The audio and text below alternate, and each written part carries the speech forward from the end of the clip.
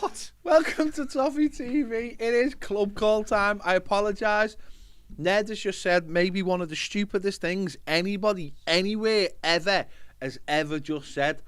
And I can't quite get my breath and grasp what he's just said. Let's just leave him. Let's leave Should it we? there. No, I don't think we should explore it. No, I think we should just expose him just for a moment. No. Okay. So basically, Baz had a bar of chocolate and said, I'm making the most of it because next week's is Lent. And giving up chocolate for Lent. And then Ned said, well, what about Easter? It's your duty to eat chocolate at Easter. If you don't eat it, you're a bad Christian. There you go. That's if you just work that out for yourself. Mm-hmm. So he's giving something up for Lent. And then Ned said, what about Easter? Yeah. That's it. I'm not a good Catholic if I don't eat chocolate at Easter. Because that's Ned for you in a nutshell, essentially. So it is the club call. We want you to get in touch with us, all our patrons. The link is there. All you've got to do is press it. Whether you're on a phone, whether you're on a laptop, whether you're on an iPad, whatever it is, stick a pair of headphones in for us so we can hear you and you can hear us clearly. And let's go from there. So let's get a few. They fell off. So let's get your calls in immediately. Apparently it's a year to the day since we got planning permission for Family Mall Dock. Very good. That's good. Very good, very nice. Very nice. Like it. Nice. Which is just thinking 2 years' time, it'll literally be weeks left at Goodison, that'll be it, before we move into our brand new spanky stadium. There you go. It's good news. Great. It's good news for the Blues. Ahead of Sunday, where we've got something to lose. What's Sunday? Saturday, keep quoting Sunday and think, what's happening on Sunday? Sunday, I don't know why. Saturday even. Or is Are you a bit surprised, just before we start, are you a bit surprised Everton haven't tried to put a game in this week? Because there's going to be a stage where, like Crystal Palace are playing tonight. We've already got 2 games in hand on them. After tonight, we'll have 3 games in hand on them. We'll have 3 games in hand on Brentford. These games, it just seems dead weird to me that Everton. Well, we've got Newcastle, haven't we? We should have played them this week, because I don't think they're playing midweek either, are they? We should have played them and battered them ahead of the Man City game. Or tried to beat them, maybe not batter them. I know the Newcastle game is really annoyed me because I've had to sell tickets for something, which has really annoyed me. When are we playing Newcastle? Is it 2 weeks? 2 weeks tomorrow? Or whatever. 3 weeks tomorrow? 3 weeks. Yeah. But I think, we got Leicester. I don't know whether they're playing this week. I just thought maybe there was no reason why. But then Europe. No chance, but they're in Europe, aren't they? No, we could have played Newcastle, I imagine, but that's down for the 17th now. Yeah, so fair enough. Yeah. I think I'm just looking for something before the City game. No, I know. Right, we've got Astro on the line. Let's get straight into the calls with Astro, the most famous man from Georgia. I can't think of anyone more famous than Astro than Georgia. No. There's loads of people. No, I just not. No, I don't believe that. That's Otis Redding. No, I don't. Just the same town I live in. Otis Redding, Little Richard, the Allman Brothers Band. I mean, REM, Widespread Panic. I can keep going. There's a whole lot more people. You can keep going. I mean, I only recognise about 2 of them, so you can keep going all you want. You all right, guys? You all right? Yeah. Not too bad, mate. Well, how are you? You know what, right? I have to be honest with you. I get a text from my buddy, my Orlando Evertonian buddy, Kip, this morning, and he basically says, you know what? We might just have to haul off and whoop City's ass on Saturday. And you know what? I've been thinking about that ever since. And you know what, right? The last time I checked, they are men, right? Like, they are flesh and bone. Yep. And I don't know, maybe, just maybe, we just haul off and send them one on Saturday. I mean, listen, they can be gotten at. They're not flawless. They can be had. And if Goodison, everybody's like, Leeds was great. That was fine. That was a good start. But literally, I want them so terrified when they walk out the tunnel that they're literally just like, all I want to do is get out of this place. Like, the fans need to absolutely terrify them. And if it's, and listen, they say that one of us is worth 20 of them. Well, by God, we need to show it. Okay. And listen, I'm listen, it can happen. I'm all for it. I mean, I've been dreading that match up until this morning, and then I read that text and I go, why not? Why not us haul off and just hand them one on Saturday? I mean, it's better than the alternative. I'd be happy with a point, but I don't know. Decore's coming back. I mean, I try to keep things in perspective. You're never as great as you think you are when you win, and you're never as bad as you think you are when you lose. We tend to be on this roller coaster of strikes and gutters and peaks and valleys as Evertonians. I think we need to plateau a little bit. I think we need to recage our expectations, right? And we need to realize that we've got a squad that Dr. Frankenstein would have looked at and said, I can't build nothing with this baby, okay? And then you've got a manager who's just getting started. And when you have a massive project, sometimes it takes you a month to realize the size and the scope and the scale of the work required to even get underway completely. So he's just getting started, okay? So listen, it's not good to lose, and we're also sick and tired of it, and we all want better, but right? Yeah. We got to do our part. We got to be participants, not passengers, and we've got to literally blow the roof off the old girl again on Wednesday, Saturday, and we've got to literally, we have to do everything we can. Let's carry it up to the line and then say to the players, you do the rest. We got you here, you do the rest. That's my challenge. I mean, I'm gonna be raising some cane. I'm gonna be disturbing the peace over here in Middle Georgia. I might even be on the road. Who knows where I might be? I may take the Toffee Blue Get Fresh crew on the road and go somewhere crazy on Saturday. Get in a public place and just start shouting obscenities, waving an Everton flag. I mean, I don't know. I'll do something. You just don't get arrested. No, I won't get arrested. I'll go somewhere where that kind of behavior is allowed. This is Georgia. You can get away with that in some places. If you can open carry, then surely you can, shout. Stuff. If you can carry a gun on your hip like it's the Old West, then certainly I can walk around wearing an Everton flag like a Superman cape, chatting wham at every other person I see wearing a footy kit. You know what I'm saying? That's misdemeanor material right there. That's slap on the wrist. We encourage that kind of behavior. That's what I'm saying. Of course. I mean, listen, at the end of the day, I could sit here and talk about, how we've got challenges and how we've got, whether that's on the injury front or whether that's just on the league table position. But I don't care about that right now. All I care about is the fact that on any given Saturday, anything can happen. And there's no reason why those players who are professional athletes at the top of their game, now their top of their game may not compare with the Galacticos that have come down off Olympus from Manchester City wearing baby blue. But I'm going to tell you right now, you pop anybody in the nose, them bitches will bleed, okay? Everybody's got a plan till they get popped in the mouth. We get them into bear pit. We give them a couple of challenges that make them think twice. And then we hammer down on them, and we don't let them up until they leave. Yeah. Hell, I say hold them down 90 minutes past 90 minutes. Hold them down for another 90 minutes. Let them marinate on that defeat, and then let them leave Goodison. Make them shake when they see the gates of Goodison. You know what I'm saying? I'm sick of cowering at who we're thinking about playing. I want to think about how can we get at these? How can we get stuck into these? How can we beat these? Because I'm sick of losing, and I'm sick of a losing mentality. And I'm ready for a throwdown and a fight. And I wish that feeling would catch at Finch Farm. They ought to be up for these. I mean, if this doesn't get you up, if this doesn't get you going, then pack your boots in your bag and go home. I'm just saying. Yeah, no, listen, there's a lot of what you said there makes sense. It is a case of you can look at all of the records, you can look at we've just done the preview before, and Everton have won once in the last 17 against Manchester City, which in my lifetime's by far the worst record we've ever had against them. They used to be our patsies, City. But obviously they're a different animal now. They're a top side. But they are just a team. And of 11 men. And it's 11 v 11. And on Saturday, you go and try and win your battle. And to beat them, we'll probably have to have a bit of luck. We probably have to have them having a bit of an off day, missing chances. But it's been done before. And it can be done again. And we have to fight. And I think Ped said it before, and he said it right. At least put in a top display. And if that isn't good enough, we can't really ask for more. If both teams play to their full potential, Manchester City will win.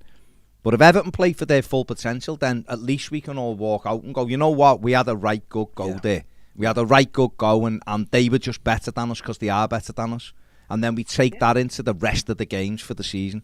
And if we do that, we've got a chance. That's what I was saying before. It's a case of like getting performances now that are around the level of the Leeds game every single week. So there looks like this fight. The crowd know that when they go, they've got to make some noise, and that adds to it. And we do that home and away. And you're right, it's about having a big game mentality. We're saying we've been playing Manchester City recently, and we're already getting our belly tickled before the game started. We just lie on our backs for them all the time, and it's about time that we approach this game with a little bit of different mindset. Like it is a derby, like it's when Manchester United come to town or whoever. It's about time we start looking at games, because whether people like it or not, games are running out. Because if you're going to dismiss Man City, then you might as well dismiss Chelsea, and you might as well dismiss Manchester United as home games and say, well, they don't matter, they're all freebies. Well, that's three. That's three gone already. I do think those two are different games. No, I do, but if you're going to start dismissing games, you might as well just start dismissing all of them then. Just let me interject just there, because Steve P, just on the back of what Astros said, but I slightly disagree with this, just slightly, says Man City are one of the most mentally strong teams in football, so all that stuff doesn't work with them. They aren't like us. They're not going to be affected by away crowds. But what I would say is, when the other lot have thrown I'm not suggesting anyone throws bottles at the coach, by the way, but when the other lot have got into their heads and then made Anfield horrible, they've got results against Liverpool. Now, against City, even when they weren't as good as they are now, they've managed to beat Liverpool when City have been amazing for years. So I think sometimes you can affect it, because what it does, it might not necessarily affect City majorly, but what it might do is put an element of doubt in their mind, but it raises your team. So your team does go and do that extra tackle. We haven't played for 7 days by the time this kickoff comes, and we don't want to play for 7 days.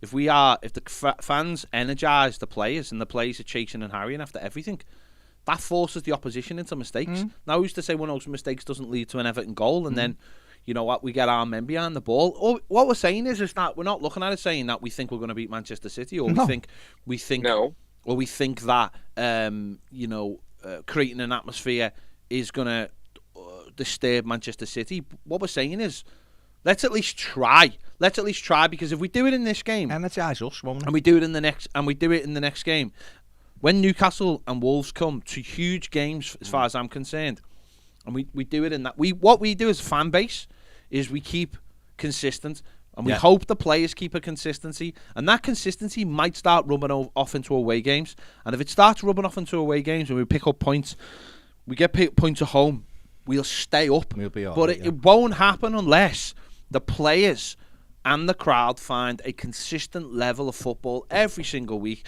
that we can say, and a consistent level of noise. You tried. Listen, momentum is a fickle mistress, okay? And I'm going to tell you what she's attracted to. She digs consistency, okay? Yeah. And I think that what we have to do as a football club and as a fan base is we have to take the chances that we are given with belief, okay? Now, they don't always fall our way, but when you practice, when you train how you fight, okay, when you take every chance that comes your way with belief, okay, and conviction, you're not going to have to ask what if later, because you're going to know the answer to that question. You either made it or you didn't, okay? We string enough of those chances together that we take well, all right? On any given day, I think we could see anybody off the pitch. In the infancy of my Evertonian love affair, I remember an unbeaten Manchester United. They were unbeaten. They were 2010, right? They hadn't lost. They came in there undefeated. And by the way, I'm pretty sure we won 3-2 or 3-1. Rodwell, Gosling, and Billy put the ball on the back of the net. 3-1. Okay, you can't tell me, okay, that we can't do that again. All right, those highlights flashed up, because it was 12 years ago, like today, earlier this week. So what I'm saying is that, like, I don't know, I keep hammering this down. Consistency is the key. You take your chances with belief. and you run them out, okay? And you see where that gets you. Mm. You do that week in, week out, and like you guys just said, that consistency can carry over to the next performance, to the next road win, to where maybe we don't win the next away game. Maybe we just snatch a point. Yeah. We start snatching unexpected points here and there, win the games we should, everything's going to be right as rain. Yeah, absolutely It's just getting that started and having that winning streak or point streak and consistency. And I think that Frank Lampard can do that. I think that he can instill that in the team. Whether they can take what he's given them from the training ground and translate that to an on-the-pitch performance on match day, that's where the rub is. We don't know. And he hasn't been able to do that consistently yet. Yeah. Okay? But I'm going to tell you this. I feel a whole lot better than I did 3 months ago. Yeah? Yeah. Oh, yeah. Any improvement is to be embraced and celebrated. So, listen, even if it takes small moves, we can move the needle of change. She turns slow. Okay? Real meaningful change doesn't happen overnight. So I think that we just have to, like you guys said earlier, we're cold like a spring as a fan base. And I think we just need to, like I said, you're never as great as you think you are when you win. You're never as bad as you are when you lose. And the answer lies somewhere in the in-between of that middle ground plateau. And that's where we need to thrive right now. Absolutely. Just my 2 cents. Absolutely, my mate. Top man. Our show as ever. Thank you for calling us, mate. Thank you guys for having me, and you enjoy the rest of your week and keep putting out all this boss content. Y'all killing it. Get on that Patreon, baby. Listen, for less than a pint that'll quench your thirst for 30 minutes, you can get 30 days, baby. Less than the cost of a pint. Get them penny nickels out and spend it on some Toffee TV. That's all I got to say about it. Top man. Top man. Cheers, mate. Cheers, Astro. Take care, mate. See you, pal. There you go. What an advert. That was a box that I put as an advert. I just want to address Nino van der Ross, who says, lol, the deluded fan base, City will destroy you. I mean, I don't know whether you need your ears cleaning or whatever. No one sat here saying we're going to beat City. We said, who does that person support, by the way? I don't know. I don't miss Liverpool or United. God knows. Weirdos. Not an Evertonian. Yeah. But all we said was, you have to battle and fight. There are 11 men. They could, if City play to their ability, they will battle us. They're miles better than us. We've got to fight like Phil Foden's mum. That's what we've got to fight like. Fair play. You know what I Fair mean? play. She's a fighter. She is a fighter. Yeah. Give us a call. Who are you going to call? Ghostbusters.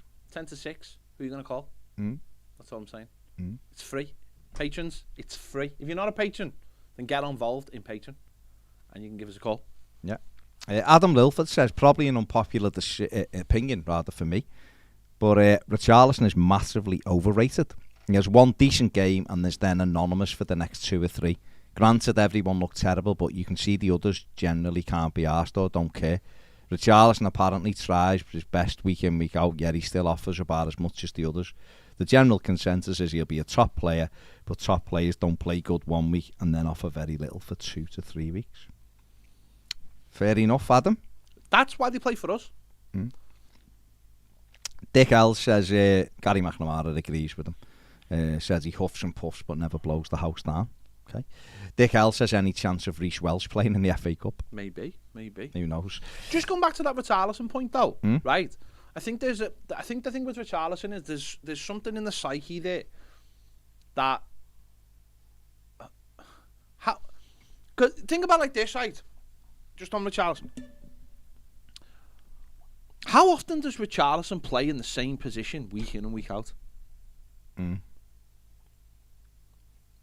It never happens, does it? He's always changing his position because the manager knows he's flexible, right? I've seen him play for Brazil. He plays in a front three and he plays on the left-hand side and he works his bollocks off. He works and works and works and works. He knows what his job is. It's quite simple. Try and win the ball, put pressure on the midfield, win it back, and then get it into someone like Neymar. And keep working and keep working. And it's almost like, because he's not a huge name, he's a cog. There's a mentality thing. I think with Everton, he gets shifted into so many positions, and sometimes he's lauded in some positions, and 1 minute he's boss up front and the next minute he's not, and then he's getting number 10 and he's not. What if we were to get someone in Lampard, and Lampard says, right, for me, mate, you're going to stay on the left-hand side, and you're going to work, and you work, and you work, and a front three, and that's your position, and we're not moving you. And I do think that's sort of the difference with Richarlison, because I think if you got to move, let's say, I know it got muted, but let's say you enter PSG, right, and PSG said to him, Mbappe's left, we've got a space on our left-hand side. Yeah. We know you're not as good as Mbappe, but we've got this player who's brilliant. We've got Neymar, we've got this player. We've got Messi playing. We want you to play on the left-hand side. No, all we want you to do is just work your bollocks off and do what you do for Brazil. He'd play most weeks because his work rate is so high that the other stuff would just be... It wouldn't be relied on to score the goals. He'd score goals. Wouldn't be relied on to assist, but he'd assist. I think what tends to happen is because we do rely on him, and because he's moved around, you don't always get that consistency out of him. But one of the big parts of his game is his work rate, how hard he works. You can't always see that in some of the positions he plays in. No. And I do think, and this is where people will go, Richarlison playing for PSG or somewhere. I think Richarlison would be brilliant at a big club because he actually wouldn't be the biggest fish in the pond, and you'd get that work. Honestly, you watch him play for Brazil, it's like it's a fellow who's he's got such a clear idea of what his role is. Well, I think he had that when he come here under Silva, where he played, and he got 13 goals in his first season, didn't he? He played off the left, scored his goals off the left. He played every week. He ran his bollocks off because he knew Everton was bigger than Watford and all of this. And it's only that the last few years he's obviously playing for Brazil. I don't ever think he wanders around the pitch. I just think some weeks it works and some weeks it doesn't. No, I agree. And that's the way it is. I agree. I think you're right. If Everton just went like you're playing on the right and that's where you're playing. I know he's better on the left. I'm just saying because Gray's better on the left. We've got an issue there. That's where you're playing now. I think he would settle down and be like, well, that's my position. So I'll play there or whatever. But moving him here, there, moving the formation here, there, and everywhere. And it's not on Lampard because he's only just come in and he's trying to look for the best thing to get us points now. But it's an interesting one because players need to play in the position to get comfortable. Before we go on, Chris, I just want to say, Chris has said, evening guys, can you say happy birthday to my dad, Eamon, for yesterday? So, Eamon, happy birthday to yesterday. Hope you had a good day and you enjoyed yourself, mate. Phil Williams says, love Richie, but he can't do it on his own. No. Right, we've got Paddy on the line. Paddy, you there? Hello? Go on, mate. Hey, Paddy, you all right, mate? Yeah, first, keep on with the great show. Cheers, mate. Cheers, mate. What I was going to talk about was, you've made some good points on reactions and how people react in regards to the fans and the players and that on the Tuesday topic. But another thing that I don't think helps, which, and I know people go, oh, we need to get rid of this player, we need to get rid of that player, and I do it myself. But a stable club doesn't have the amount of turnover we have in the last 2 seasons, although people don't realise it. We brought in 17 players, and yet some of those have left, some of those have been on loan and that. But a well-run club is bringing 3 or 4 players who really do turn around the team. Whereas we just seem to be constantly changing that, so you can't develop anything. Yeah, well, that's a really good point because we all do it, don't we? We look at the team and go, well, we need this and we need this and we need this and we need this, and before you know it, you're talking about 6 new players, or you start going, we need 4 for the team and then 2 for the squad. And if you get to the next window, because things haven't gone the way you want, you go, well, we need this, and all of a sudden, you're right, you're talking a whole new squad in 2 years. How can that be? How can that lead to anything other than what we're seeing now, which is mad performances and no consistency? No, I agree. I think large part of that is the manager situation, isn't it? Large part of that is getting a manager who can work with one set of players. I mean, there's obviously other reasons, and of course this summer we'll lose quite a few on free transfers, which is what we don't want to lose on free transfers, but it's good that we're finally seeing a few out the door that have been on longer contracts, taking a lot of money out of the club. I think hopefully now this manager stays in charge no matter what happens and can start creating his own squad. And of course we will get that thing again, like you've just said, we'll get a few more out. But I think it's about getting rid of people organically, isn't it? It's about getting rid of people who have come to the end of their contract, say, or a few can go because they're not really needed.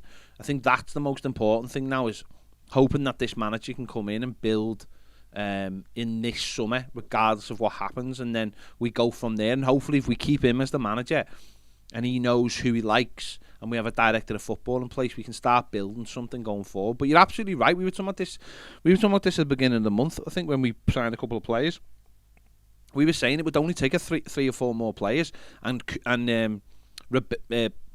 would almost have an entire 11 or 10 or 11 of his own players coming in by, if he got what he wanted in January and by the summer. And that, I suppose that's on Lampard now, to have a good look at the squad now and not go mad. Just think about the players he's losing organically, and then bring some in, and then try and get some balance. Because for me, I think it's about getting the players we really need now, which is a centre back and a centre midfielder. And I think if we get two good players in those positions, I think the other positions we are all right in enough to go. We can make a team out of this going forward. Not a team that's going to win the league or get Champions League or anything, but just have a bit of stability going forward. And I think that's where you're absolutely right. When you're swapping and changing players. And we've just been talking about it with Richarlison there, talking about Richarlison having to play in different positions every week, and Decore coming back this week, coming into midfield, and while he's been out, there's been absolutely nobody like him. There's so many of these little problems at Everton that Everton have got to sort out a lot, and it all comes down to that recruitment, players coming in and out, and the club being in flux all the time. Then I'd agree there myself, totally. Yeah, it's just been a mess, isn't it, Paddy? It's just a mess. What like, who would you think, or what position do you think in the summer that we have to strengthen? Well, for me, I really do think that we've got some good young defenders. We brought in Patterson and then called the young. So I really do think and it's easier said than done, because fans have the habit, and I do it myself, I go, we should sell Holgate and Mina and bring in a top-class centre-back. But it's whether you can, but I do think a top-class centre-back, definitely. And for me, this is just my opinion, I know some people like him, but for me, Alan is not a defensive midfielder. No, he's not a defensive, he goes out of his position too much, and I think sometimes it sometimes irritates me that people give Alan praise to be an absolutely hell and abusive. Say someone like Tom Davies did the same thing Alan did.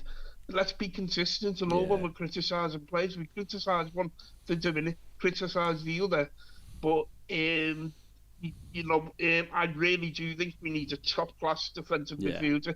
For me, those two positions are vital, because I actually think there's some good players there. But we're always too likely to go, and we all do it. We go, when there's a defeat, they're the worst players in the world. They should be better. I'm not saying thingy. And when they win, they're like the greatest, but they're not. There's somewhere in between that. So let's be real. Let's be realistic about the players we've got. Like, it's like for me and all. Sometimes I think maybe someone's got to have some hard conversations with the likes of Seamus Coleman. I personally, I think at the moment, I'd play Kenny ahead of Coleman, because I don't see what Coleman's offering anymore. I personally think it should be someone needs to have, and don't get me wrong, I love Coleman, but I think someone needs to have a word with him coming in the summer and just tell him your legs are gone. You don't look like the Premiership quality anymore. Here's a coaching role for you, but if you want to go off and play another year elsewhere, feel free to do that, and we'll have a coaching job for you when you retire, because I do think he's earned that opportunity out of it. But then play Patterson, and if Kenny wants to stay, keep Kenny as your backup. And okay, Kenny's not the greatest, we all know that, but I think he's a solid pro who will give you the job. And that's the other thing I think about recruitment. I think the likes of Richarlison, the likes of Calvert-Lewin, the likes of Kenny, they've all got good attitudes. So if you bring in players with good attitudes and you keep the players with good attitudes, your mentality should shift. Yeah. Whereas, yeah. whereas if you keep, like the likes of Douf's got a bad attitude and it dingies the club, so does Tucson. I think just those two players going could lift the spirits of the club.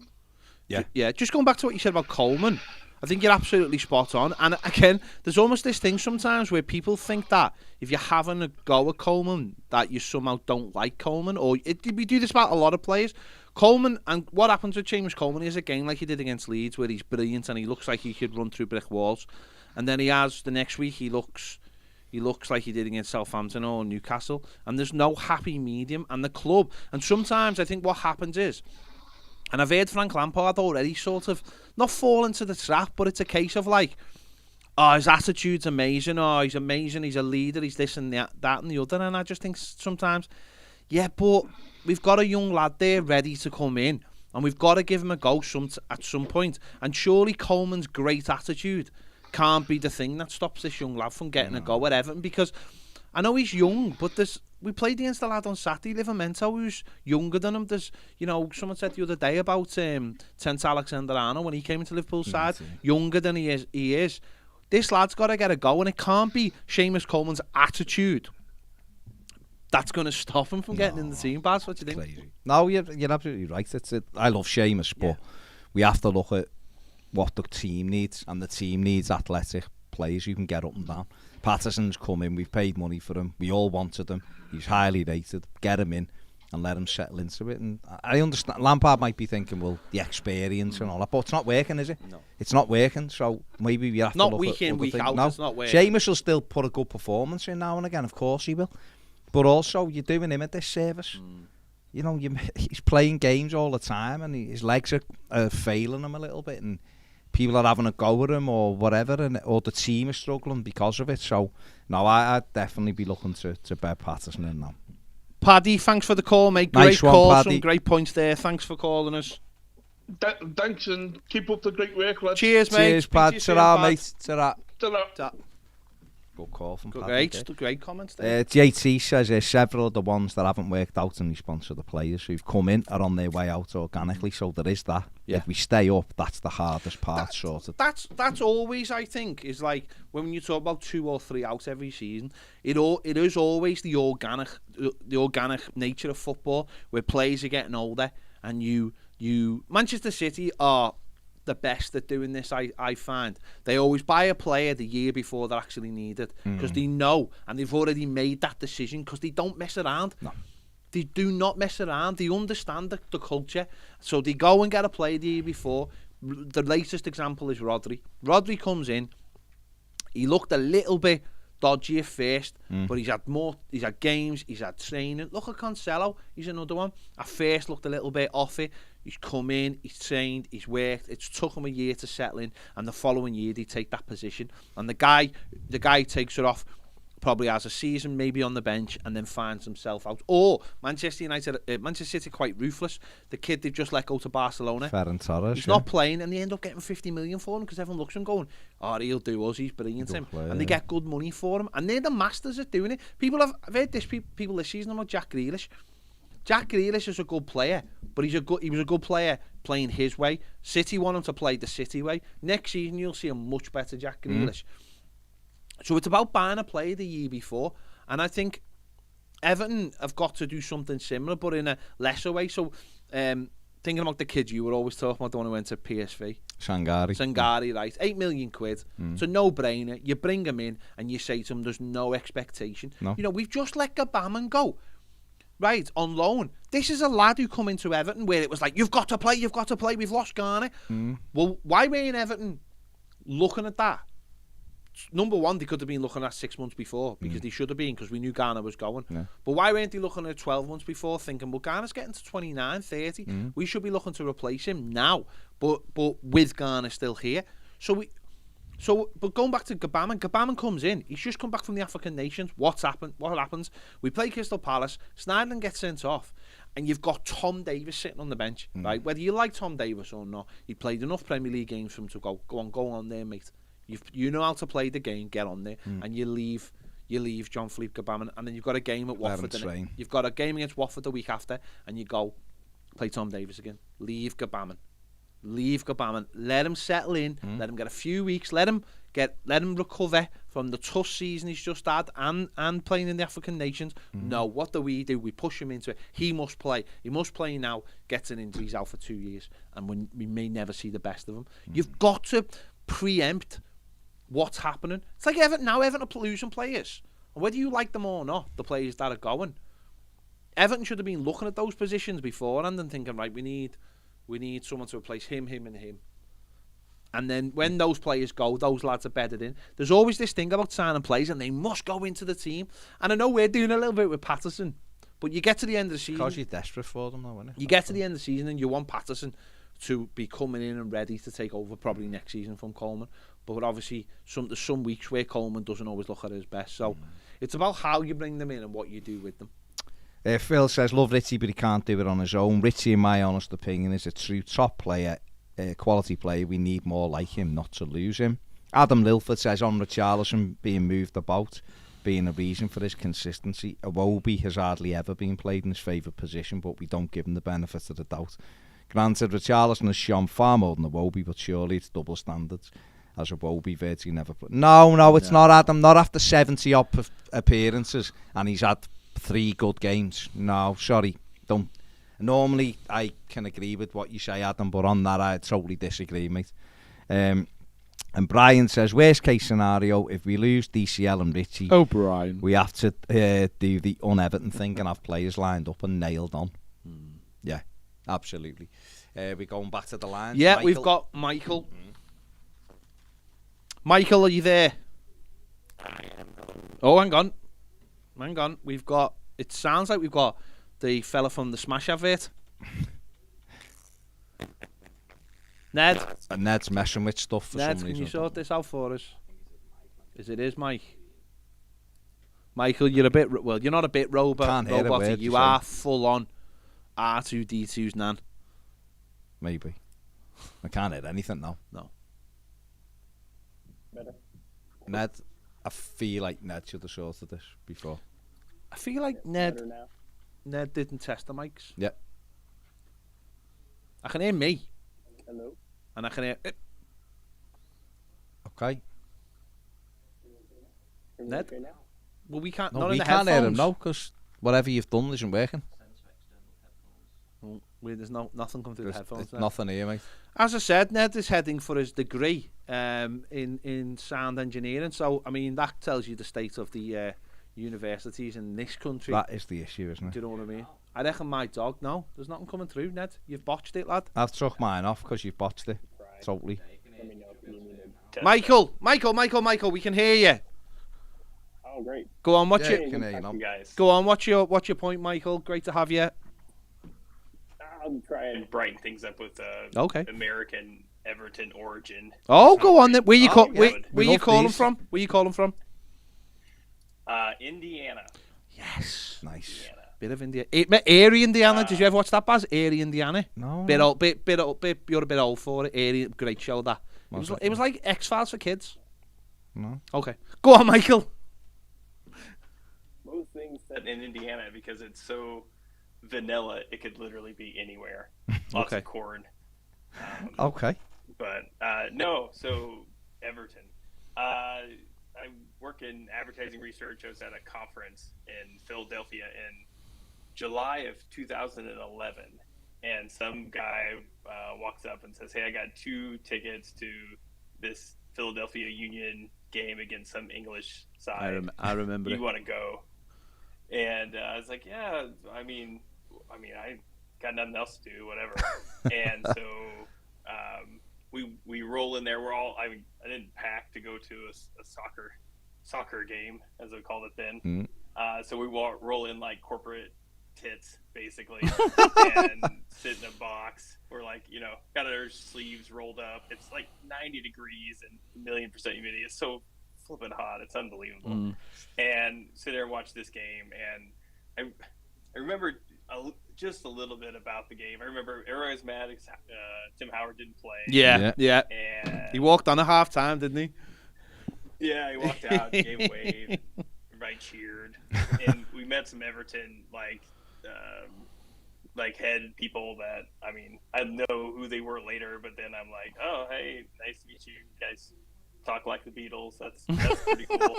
And yeah, I mean, I knew nothing about it. Never really followed footy. It's not my thing. I watched the game. I remember Arteta. He looked like he could do whatever he wanted. That was what I remember. I remember Seamus Coleman, who people were saying like he's, we have to depend on him now. Him running, like, in contrast to today, running past everyone. Yeah. And I remember, was it Philly like scored like Chris Pontius, wasn't it? Yeah, and won. It was a Leighton Baines error of all things that sort of led to that. So I went to that game. I was like, oh, that's all right, and kind of went on with life or whatnot, and kind of was, when I would see stuff, I'd sort of kind of go past, and I'd like kind of sort of pay attention and be like, oh, Everton, like, what are they doing? And they're doing all right for the most part. And it was later on that year, the Cubs were, I'm a big Cub fan, a big Indianapolis Colts fan. The Cubs were terrible. They're just beginning to be very terrible. Peyton Manning, who was the longtime quarterback Colts, hurt his neck and was out all season. And we were like 0-8, I think. And I was like, I can't do any of this stuff. Like, I got to watch anything else. So the satellite person that I like, DirecTV, kind of like Sky there, called, or I like had a complaint or something, and they're like, hey, do you want free this, free that, free whatever? I was like, hey, how about that Fox soccer thing? Like, give me that, because I can't watch this shit that I'm watching now. So got that, started watching Everton a little bit there, although it's like you couldn't watch every game. And the first game I still remember from that was the FA Cup semifinal against Liverpool. I was like, oh, big rivals, semifinal, and lost 2-1. And I was like, like this. So watch that. So then 12-13, I started getting into a little more. I started playing FIFA. We were, pretty good that then. Like Marouane Fellaini kind of takes over for Cahill. That was what I remember being the big story then. And my fandom is like increasing somewhat. And then, so kind of go through that season. There's the whole David Moyes thing. Like Baines wants to leave. Then 13-14, NBC gets the contract, and you can watch any, like on DirecTV for free. Like you could watch any game, any team you wanted every weekend. So then I like really like proper sort of get Stepped in, it up, and then started the real conversion. Started going to Mr. Dennehy's in New York because I travel there a bunch for work. Quality. And and that place is like, I remember the first time I was in there, the first time we scored, I think I knocked my beer over because the whole place like just went completely insane, scared the bejesus out of me.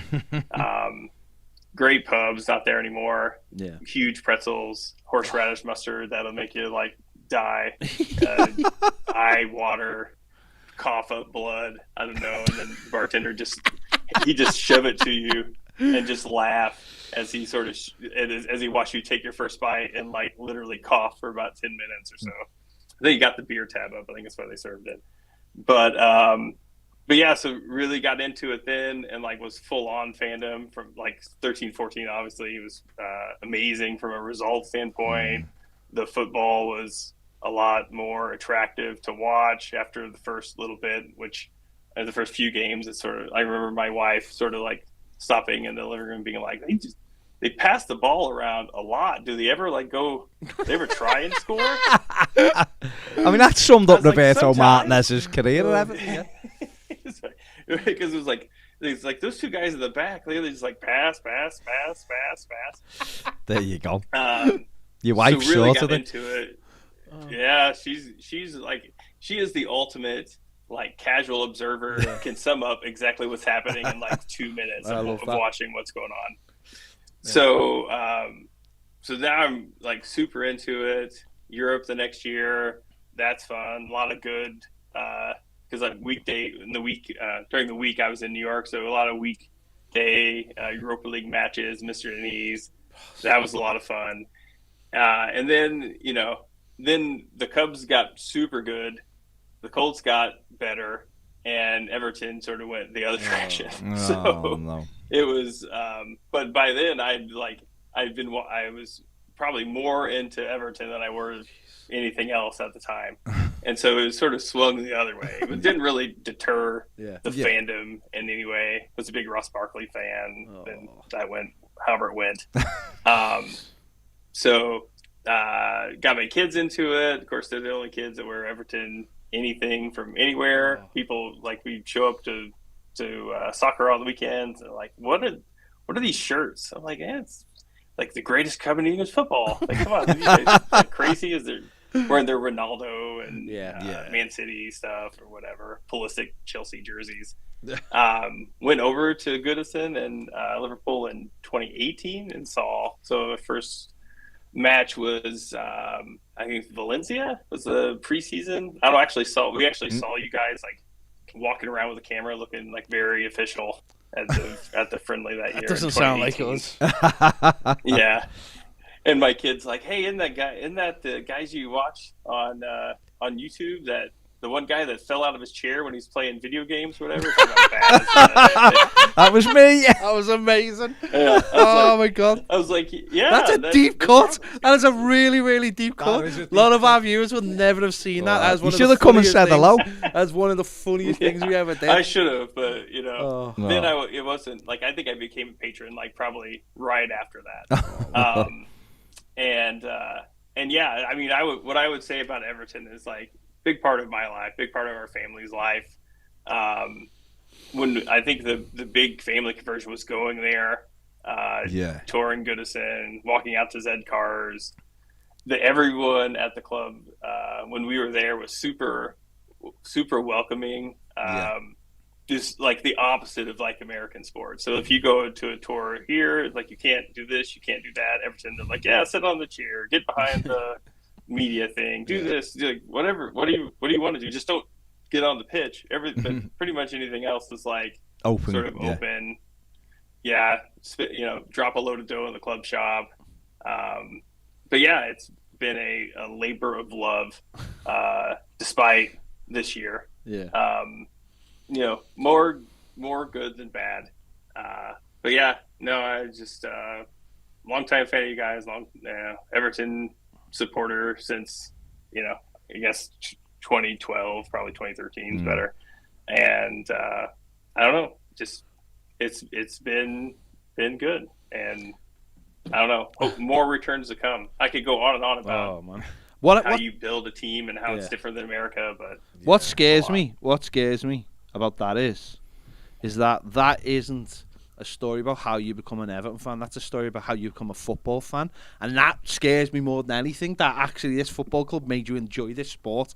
Like this football club made you enjoy a sport. That is awful. That is so bad. But then on the flip side, but he's in at the purest sense. On the flip side, though, it also shows the power of like Everton and how people don't just become fans; they become absolute like maniacs about the club. And I think that's the other thing that we've got, like a lot of people don't understand is that this, like when people go, you're a big club or whatever, you think you're a big club or whatever, it's like, yeah, but when you're an Evertonian, you go all the way in, like, and people all over the world are like this. Like, you can't be a part-time Everton fan. What would be the point of being a part-time Everton fan? No glory you have to go all in. You know what I mean? You have to, and Michael, you clearly have, and it's absolutely brilliant to hear your story. Absolutely love them. Yeah. Absolutely love them stories.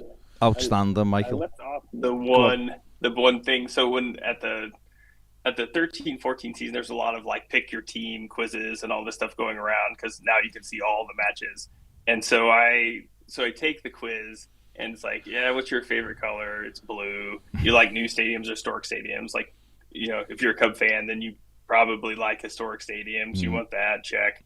Yeah, you like history or not? Like, I like history. Is it winning all the time important to you, or is winning, or is it experience? And I'm like, I don't want like a run of like a first like first place all the time team. Like, you got to put in the work if you want it to be any good, and yada yada yada. And so the results come back, and it's like it's Tottenham, it's Everton, and it's Chelsea. And so I like Google around, and I'm like, it's between Tottenham and like the team that I saw, a MLS club beat.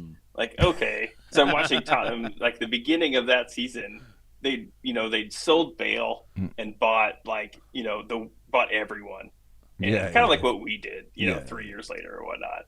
And they were awful, and Everton were pretty good. I was like, all right, sweet. So I'll, let's Everton. Like I'm down. They're even the right shade of blue. So let's go there. And for a while, at some point, my wife, we were at a concert, and the Champions League finalists is, 3 years back or something. Champions League finals on is Liverpool versus Tottenham, and she's like, thanks for getting us into this. Like, we could be watching the Champions League final in a bar somewhere, instead we're going to this concert and complain about what Everton's doing. I'm like, you win some, you lose some. But, no, thanks for guys, appreciate it. Oh, great story. Michael, great call. Story. And what a story. And I love the fact that your first game, or watching that game at the Philadelphia Union, that actually typifies Everton so well. We had the biggest name in American football playing for us. The manager had promised that he would play that night against Philadelphia Union, then didn't play him, which caused all kinds of grief, I believe, between the two clubs and the promoters and stuff. And then they brought him on a half-time just to wave with the fans. Brilliant. That is, if nothing more is Everton, that is Everton. And then we lost it in the 87th minute to a kid who was an under-18s player who'd never kicked the ball before. Amazing. Wasn't it Pontius? No, it wasn't. Pontius was another game. Was it? Yeah. Yeah. Remember him scoring in another game? Yeah. Yeah, it was another game. There you go. There you go. Michael, absolutely brilliant. Fantastic call, mate. And he's gone. Nice one, mate. Speak soon, mate. He went very abruptly. Very abruptly. I blame Ned for that. That was a great... Yeah, it's Ned. Of course it's Ned. Of course. There you go. Well done, Ned, for turning the poor man's mic off. Okay. Yeah. Fair, if you say so, Ned. Okay. If you say so. So, yeah. A lot of people asking, do we think Nathan Patterson will play against Bournemouth? I do. I think that'll be his Everton. It'll be his first start, unless Frank Lampard does something strange on Saturday and gives him his debut. But I imagine he'll start against Bournemouth, which should be a nice introduction, I think, for him into the Everton first team, and we'll see how he goes, and hopefully he can get in and stay in. I'll play him and Michalenko in that game. Get the two young lads on either flank, and off you go.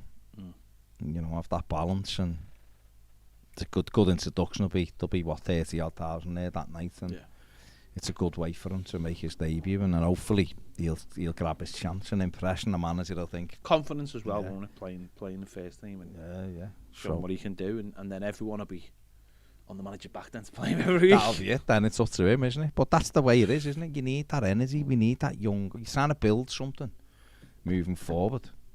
That's what you want to do, don't you? You want to build it that way. Chris says from the caller that's come in, he's absolutely right about being an Evertonian. It's the best and the worst of what football has to offer. It's jeopardy, drama, a huge collection of lows, but the highs are oh so sweet.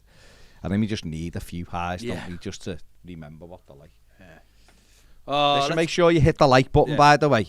Hit that like button if you're watching this. Thank you very much. Right, let's get on to our next caller. It is Degsy. Degsy, are you there? Hi, guys. Hi, mate. Right? Okay, yeah. Hi, Degs. Go on, mate. Great show. It's a great show tonight, Cheers, guys. mate. Brilliant. Yeah. Astro, what about Astro? What about getting him for half an hour before the match starts? Putting him in the centre circle and getting that crowd going. Wouldn't that be brilliant? I don't think half an hour would be enough. No.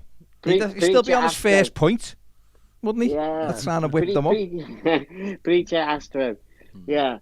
Anyway, I've listened the last few weeks. We've been talking about, raising funds to bring other players in. But do you know what I would hate? To get rid of any of our front line at the moment. Because at the moment, I think we've got one of the most exciting front lines at any club. I honestly do. When DCL is fit, Richarlison's working backwards and forwards, giving 100%. Anthony Gordon is coming on leaps and bounds. You've got Townsend who can come in and out, and Damari Gray, who's got to be the finder, of the century for the, for 1.7 million pounds. If that isn't the best transfer that not just we've done, but any club's done all season, it's amazing. And to think that we might have to sacrifice. What we need to build a team around these guys now, and give them the service they need. I don't know what you think about that. I know everybody thinks we need to raise funds, but it would be criminal, I think, to get rid of any of them players. Yeah, I don't think, to be honest, Eggs, I don't think people. Well, I certainly don't. I can only speak for me, I guess, can't I? But I certainly don't want to sell Richarlison or sell Dominic Calvert-Lewin. I think when we discuss it on here, we're talking about if they want to go kind of thing, and if Everton's hands forced kind of thing, if Arsenal come in for Dominic Calvert-Lewin, will Everton resist or, anything like that? I don't think it's not something where we're saying, we want to sell him or whatever. I think people are trying to do it. People are trying to do it as that almost self-protection thing, aren't they? Sell them and we'll replace them with something else. I just think that they're all sort of Lampard players as well. So I don't think he'd want to sell them. Then it's up to him to convince them to stay, isn't it? Yeah, it's up to him to actually keep them around. Yeah, that's the big thing. Because I think you're right. I think what they are is they give you hope. Those front three, and you named 5 or 6 there. We probably are. We probably have got more than probably what we've had for years in those forward areas, really. I know Dom's not up to full speed yet. Richie's has had a stop-start season, so he's not been at his best. But Damari Gray's been fabulous. We've seen the emergence of Anthony Gordon as well this season, really come on. And Andros Townsend's a decent sub to have, isn't he? He can play from the off. He's a decent option to have. So I think we have got something in those front areas. It's just a pity the centre-backs and the midfielders have let us down, really. I can honestly see them guys worrying that City back four. Their defence. I can see all of those. Anthony Gordon running when he wants to at that City back four. He can cause them problems. I'm convinced of it. We just need Dom to click, don't we? It's. Yeah, we know he's got it, but to have been out all season basically. I think the problem for I don't think we're going to see the real Dom again till next season. Yeah, I think the big problem for us on Saturday is possession awful, like the whole game. 2 or 3 passes, they couldn't wait. It was what they'd been doing under Benitez. They couldn't wait to give the ball away. Over-hitting passes, under-hitting passes, trying to be too precise instead of just keeping the ball and building the play up a little bit, or letting someone run with it into space rather than at people. I think that's going to be the big thing this week. But no, I mean, listen, yeah, you're right. It's a case of trying to keep the players. It's a case of having control of the situation, which means being in the Premier League for a start, and then having control of the situation. And if someone comes in for Dominic Calvert-Lewin, then it has to be an asking price where Arsenal come in for 60 million. It's a conversation then, isn't it? It's a conversation whether Everton would be prepared to let him go for that, and whether they've got players already identified to bring in. But it has to be it just has to be under our control. But I don't know whether we need to raise funds. That's the thing. I mean, that'll be an interesting one as well. We've got players leaving who are on contracts. Do we have to raise funds? If we do, then you might see one sacrificed. But if we don't, then we'll hopefully keep hold of the players we've got. Yeah, I've got my fingers crossed. I've got to be honest, because I'm just excited by them. There's just something. You just feel that there is something there. There's something to hold on to, I think. I think you're right. I think it's just balance, Dex. I think the balance of the team, the midfield needs to be stronger. We need to stop giving cheap goals away.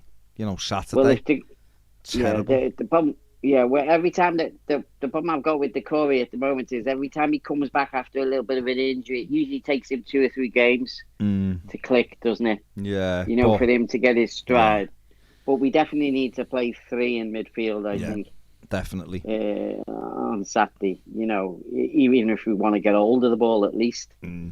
We've got to, haven't we? We've got to play 3 in midfield, I think, at the weekend because we couldn't play. I don't think we could play 4-4-2 against City. I think they'd destroy us. Yeah. So I think he's got to go to 3 in midfield. And you've got to carry a threat. When you're playing at home. You've got to carry a threat. Yeah, absolutely. And it's a waste of time. If you're going to get beat by City, then get beat by City, but at least try. Get beat, having a go, You sit back, they're going to batter us. We've been beaten. We got beat 5-0 last season and 4-0 this season at City, and we barely got into the game. So you might as well have a go and get beat 5-0. At least you can hold your heads up then. At least you can hold your heads up. Our goal difference is crap anyway. Yeah. So do you know what I mean? So a 4 or 5-0, it's points we need, not goals at the moment, isn't it? Do you know what I mean? So we just got to give it and go for it, I think. And if we get battered, we get battered. Because I think, let's face it, how many supporters are going there thinking we might actually get something from the game. Well, you've got to have a go. All we want to do, we've just got to go have a go. And I honestly believe that the likes of those lads up front, they can actually score goals against City. I think there's something there, Hopefully, Degs. Hopefully. Yeah. Anyway, that's me. Cheers, mate. Thanks for the call. I'll see you Friday. See you Friday, mate. Friday, see you on Friday is right, Degs. Speak to you soon, See Dave. you on Friday. Ta-ra, Degs. Take care, mate. Bye-bye. There you go. Degs is going to have his best party outfit on for Friday for our patron gathering, which if you're a patron, there are still a few tickets remaining if you want to come. If you're not a patron, become a patron and grab a ticket and come and see us on Friday night where Ned will be playing a bit of guitar and singing a couple of songs. And doing some bingo. He loves doing the bingo. He's so excited about bingo, isn't he? He's more excited about the bingo than playing, I think. I think he was last time, to be fair. So what can you say? I mean, Frank Miley's awfully positive. Okay. City will murder us and we'll be 1 point off the bottom 3. I mean, it's the way to look. It's one way to look at it. I mean, so Frank then is expecting... we couldn't be... Frank's expecting Watford and Burnley to win games, which is fine. I mean, you could be right, Frank. Both could win tonight. So we regardless of what City do, we might be a point and 2 points off that anyway. So there you go. There's not really much we can do about that. It is what it is. We just need to make sure we're not, if we're 1 point off the bottom 3 at 5 o'clock after the last game of the season, then it won't really matter, will it? So that's all we can do. We can just worry about ourselves, Unknown Realist says I heard Mina's out till the end of the season. He probably is. He's going to be out till at least the end of April. Yeah. So, you may not see Yerry Mina again in an Everton shirt. This is true. It's the way it is. It's a pity because he's by far our best defender. And a reason why a centre-back this summer is hugely important to Everton Football Club. Hopefully they'll be on it now, but it's Everton, and we haven't finished our structural review, which seems to be Premier League games on every night this week. I know. Mad. But there's the game tomorrow don't affect us though, does it? Arsenal Wolves tomorrow. Yeah. And then Friday it's Southampton Norwich. Southampton home win, hopefully 87-0. But Southampton will turn up and be crap this week. This will be the week they decide to be garbage. But what can you do? What? Right, we've got Scott on the line. There we go. Hi lads. We have got Scott. Are you there, mate? Hi lads, you alright? Go on, Scott. Hi, Scott. Go on. Did you see the comments this week from James? Yeah. In terms of the positivity, in terms of obviously he'd walked back to the club, and I just feel it's obviously with under Rafa, what sort of future do you think he would have had under Frank, if any? Would he have fitted in, with him being a flair player? Interesting one. I think he'd have suited him more under Frank Lampard, absolutely, because Everton would have been. Everton obviously Lampard wants to play in the front foot, doesn't he? So therefore, I imagine James would have been certainly encouraged to have the ball more. Lampard wants Everton to have the ball more, so it would have fitted in to James' game.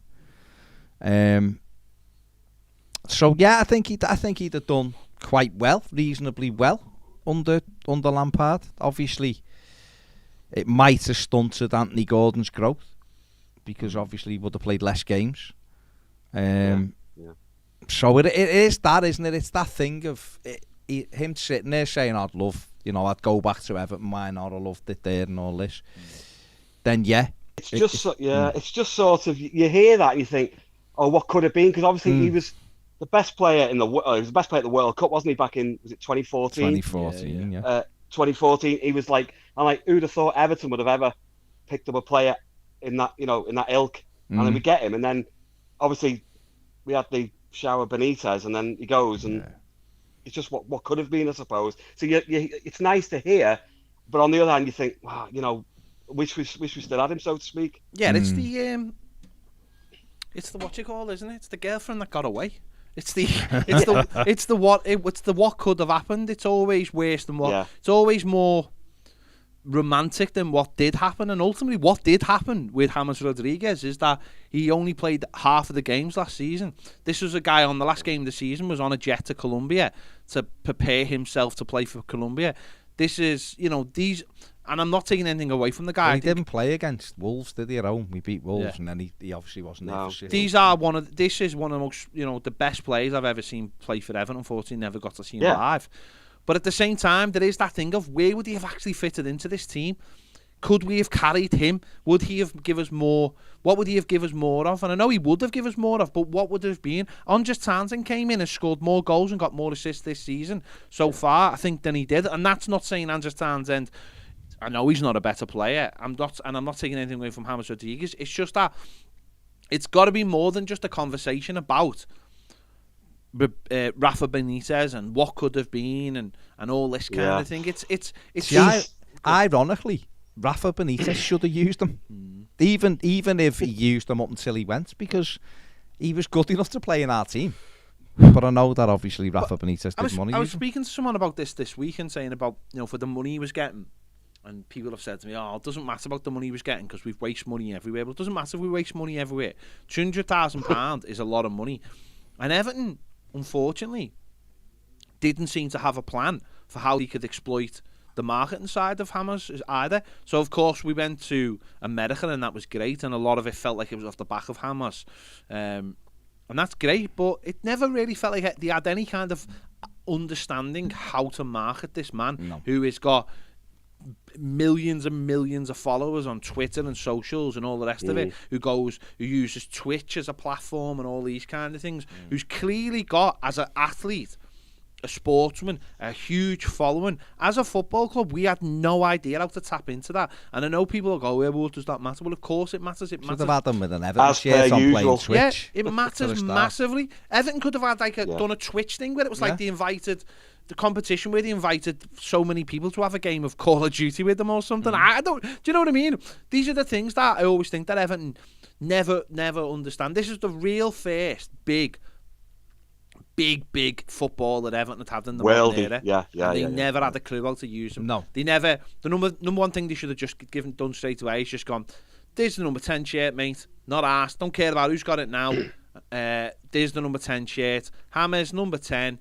And we said it loads of times, get into Colombia and make sure there was loads of shirts over there, loads of shirts in America with James 10 on. Even if people didn't even know who Everton were and just knew who James was, batter them with it. But we never. So when the decision come to let him go, it was like, well, we're getting £200,000 a week off the books.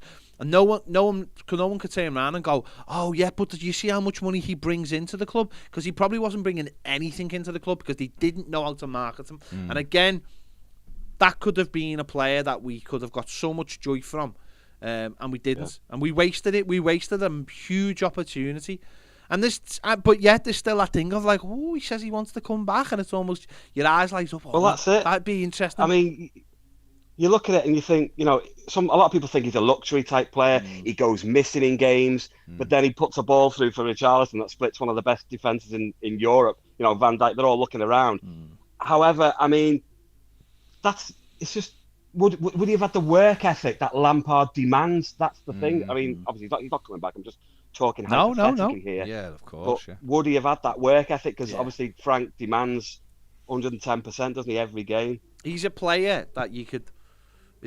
Listen, I've seen all the things all week on social media saying about it, and as I said, it's all pointing at Rafa Benitez. But I do think that a lot of teams would have struggled to fit him into their side, especially with a side as bad as ours. Let's get it right. Last season he was a complete luxury. He started on the right hand side in games, and he used to cut in and almost go into a number 10. Now, it totally took Decore sort of out of the team because Decore had to cover a lot of ground. You had Seamus Coleman playing at right back, and once he started getting tired and not playing games, then right back become an issue because there was no one protecting the right back. And suddenly you started finding all these holes in the team because you're carrying James Rodriguez. And then yet on another day, he'd do one little thing and you'd be like, oh my God, what a player. What a player. The goal at Old Trafford, the assist at Anfield. No one else on the pitch could have done that thing. But then there's other times where you've gone, we could have just done with someone who was hard working today, who's just going to prefer to run up and down. And that's where he got kicked and he wasn't. That's where he can go missing. And that's where it's like, we all want football to be romantic, but you need all the people. Look at, I'll give you almost the number one thing this season. Ronaldo at Manchester United. To me, he's such a luxury, and he does score goals and he does assist. But at times you look at him and go, you've disturbed the whole rhythm of this football club because you are a luxury and they can't afford it because they're not good enough. And I don't know whether it was the best thing that could have happened, but clearly we're not a better team without him. Clearly, but still. Yeah, what might have been. What might have been. Yeah, it is. It's the scene. The biggest regret is none of us got to see him regularly in a full stadium. With the crowd, with the crowd, this is similar to like when we let Conchelsus go. When we let Conchelsus go, we were like, a lot of us for a while were pining, going, oh, he was amazing last season. And then you hear him talk. We've had him in the studio, obviously, and he's like, I never wanted to leave. They needed money, and he said I was the cash cow, so I sold them. And then that makes it even 10 times worse. So there's a lot of factors. Sometimes you only hear one side of the story. Sometimes you don't hear all the stories, and that's football. For years we bemoaned Rooney, and then Rooney comes out and says, no, I didn't really want to go anywhere. But once he said I could go, and then I was going, and that was it. And for years people hated Rooney, and there's so many factors in all. Gary Speed was another one. There's all sorts that lots goes of stories, on. Lots of stories that you only get one side of the story from. But there you go. Interesting. There you go. Great, nice Scott. One, thanks Scott. for the call, mate. All right, mate. Thanks, Take it easy. Cheers. See you later, lads. Ta-ra, mate. Ta-ra. See ya. Bye. Lee Ensley. Got a blonde wash on there. 3 big games tonight, isn't there? There's 3. Let's hope for 3 results that are favourable. Home win, away win, and a 0-0 draw in the third one. Who's the home win? Liverpool. Oh, sorry. 100% want them to win, mate. No, I know. Worry about our team. Forget about the league. Watford Palace. If anyone's going to win Palace, but 0-0. A 0-0 would be a good one. And obviously Spurs to go to Burnley and win. Don't go Spursy. No. Don't go Spursy. We could do with one team being cut away to start with, couldn't we? But because as someone said there, it's not going to get, the next couple of weeks are not going to be like necessarily us shooting up the league. It's going to be, it's going to take it. Next few weeks are going to be a little bit like, and not every result's going to go our way. Of course, it's not. We've seen that at the weekend. It is going to be a little bit, but it's how we build over the next couple of weeks. I think that's important. Because this isn't going to be a quick thing. We're not going to suddenly be out of trouble. But then Brentford and Leeds are not suddenly going to become out of trouble. They're in there because they're not very good sides either. Mathew Corley says, I don't believe Rooney didn't want to leave. Well, you don't have to believe it. It's up to you. You believe what you believe. But I was working at Everton at the time, and he didn't want to leave when he come back from the Euros. Only Everton tried to sell him while he was at the Euros. In fact, he'd had a conversation with David Moyes before he went to the Euros, where he asked David Moyes, he didn't ask him, he told David Moyes he wanted to be captain for the next season because he said, I'm the best player and I'm an Evertonian, I want to be the captain. Then he went off to the Euros, and when he went in the Euros, Everton started asking around who was interested, and Chelsea were clearly very interested. He got injured and come back, and Everton had because Everton needed the money. Yeah. Let's have it right. Skint. I mean, we were told working there that we weren't getting paid. We'd have to defer our pay for a month. Wayne Rooney was sold, and my biggest argument over the whole thing was, if you're gonna sell him, we should have sold him to Chelsea weeks before United. We should have put him. I mean, whether he'd have gone, we've watched some stuff today with Wayne Rooney, haven't we, where he says Chelsea were in, but he only wants to go to United. Well, we should have squeezed more money out of United. Definitely. Or we should have said, well, we're not selling him now. We ain't selling him for anything less than 50 million. Are you sure about that, Bill? Yeah, and we sold him for 27, and we only got 27 when it rose when he won stuff. So that was where the problem was. Yeah. But yeah, what can you do? What can you do? The James thing is, you're right. It's romance and all of that, and people will look at the Benitez thing and they'd be right to and go Luca Dean and James Rodriguez, and he chased them both out the club. I understand that. I get that.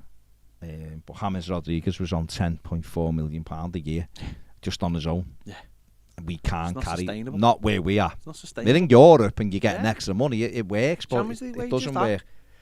Even Europa League, if you get in the groups, it's what, 8-9 million. It almost covers that one player who's the luxury, and everything else fits in. But you can't. We just can't carry that kind of thing. Gary Ward says the perfect role for James is an occasional starter and a super sub. Right, and you can't pay a super sub 200 grand a week. Brian says Rodriguez is probably a lot more than Rodriguez has a lot more than most we have, but it smacks of Ginola, Gazza or Rooney. Usual Everton cack-handed way. Thank God Frank and his setup see through that. Fair enough. See the Rooney thing as well. This is another thing that when he come back, see, I think we ruined that as well. We had a player there who was a striker. He was our top scorer, right? And Ned pits off. We had a top scorer there who was doing well, and we dropped him into midfield because he wanted to help the team. Yeah. He dropped back and played in midfield, and we burnt him out instead of just leaving him up front where we needed them, or playing him in. I remember saying at the time with Rooney, what we should have done is the second half of the season is played him up front at home games and put him on the bench in the away games. Yeah, and he had 11 goals in December. If he'd just played them, he'd have ended up with 18, 19 goals. What a mess! Yeah, it's been a mess constantly. Have we got one more caller? No, that was just Ned putting the lyrics to Scott he doesn't know. Oh, he's a divvy. Ned being stupid as per. No wonder he's going on the front line. Without a shadow, mate.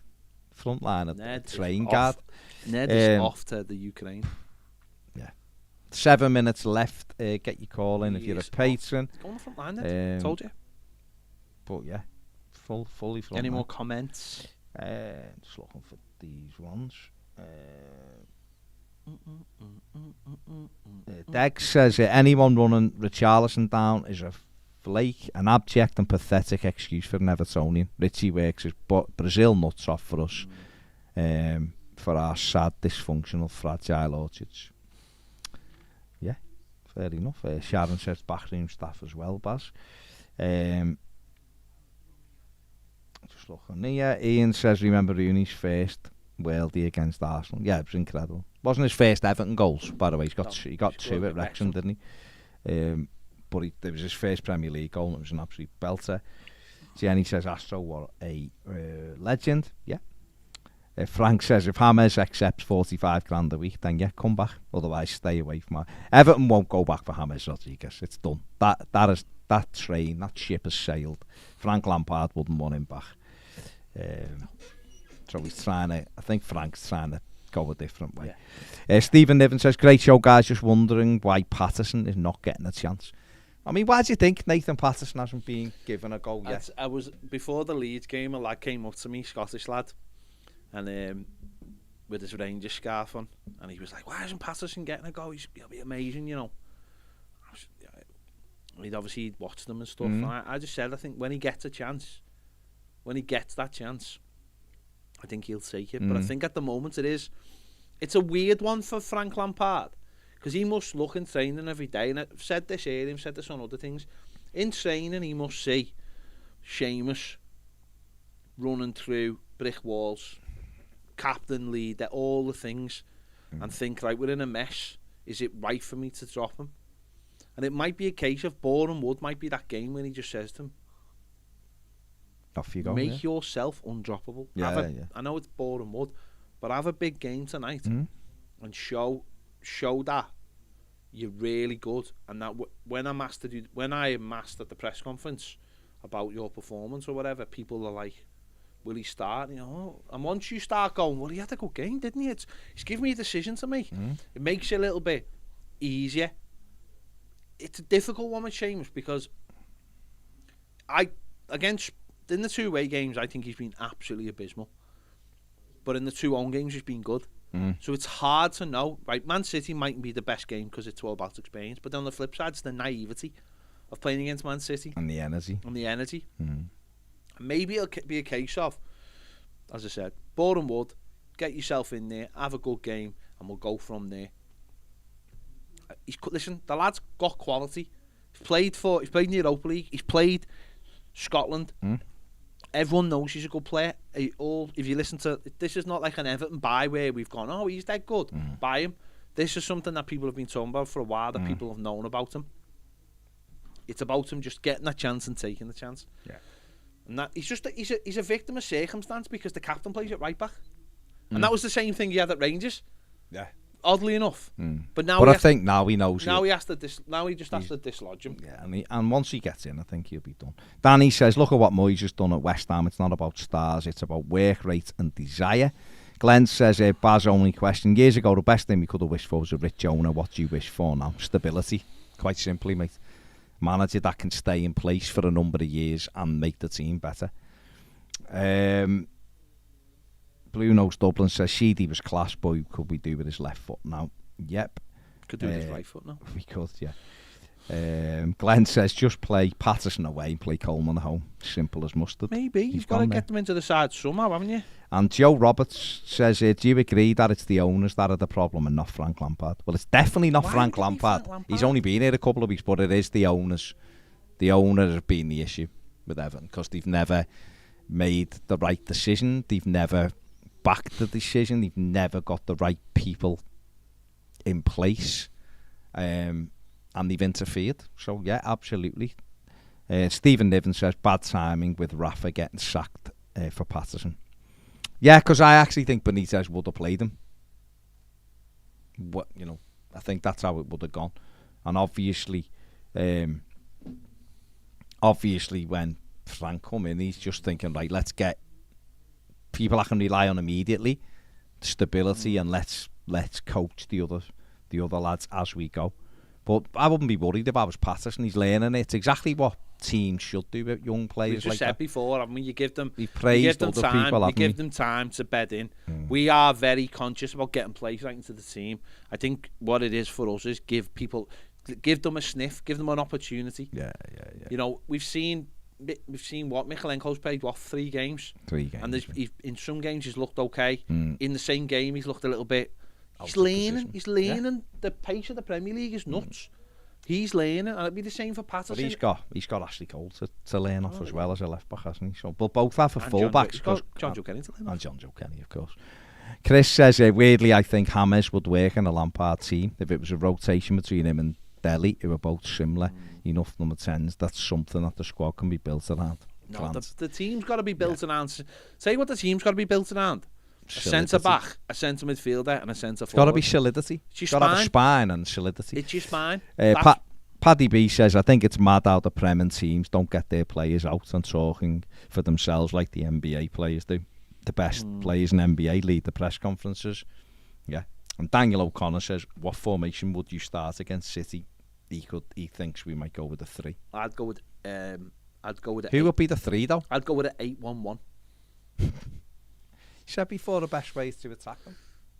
Yeah, we are attacking from set pieces. With 8-1-1. Set pieces. Welly in it and open for the best. 4-5-1. Yeah. Ian McDonald says, "Let's push as fans." Yeah. Andrew Bones says, "Baz, were you at Everton when we tried to get Ravanelli?" Yes.